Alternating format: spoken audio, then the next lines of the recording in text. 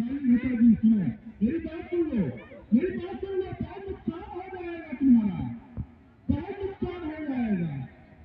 कुश्ती संघ के द्वारा अगर तुम्हें निष्कासित कर दिया गया ना, तो 1 साल 2 साल कितने दिन के लिए निष्कासित हो जाएगा तुम्हें पता नहीं है। नहीं, रूल में रहो पहलवान। देखिए राजा कुरैशी, पहलवान जी अगर आपको लड़ना है तो लड़ जाइए, अगर तलना है तो बता दीजिए, मना कर दीजिए। यार ये तो हद पार कर रहे हैं।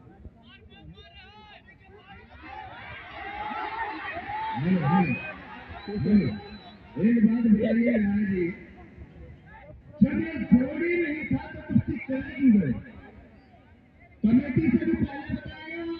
अब पहलवान जी आपको भी हमने बता दिया, पहलवान तगड़ा है, कुश्ती नहीं होनी चाहिए, जोर से कुश्ती होनी चाहिए। बड़े पहलवान जोर से होनी चाहिए, नहीं होनी चाहिए, इसे आप बताइए। भैया इतना हंगामा क्यों कर रहे हैं? वो जोर है, लड़ रहा है। अब किसी को चोट लग गई, किसी ने गला दाब लीजिए, हम आपको गला दिए पकड़ के भागते। अरे रुक जाओ, रुक जाओ, मैं सही कह रहा था, रुक जाओ, सही कह रहा है।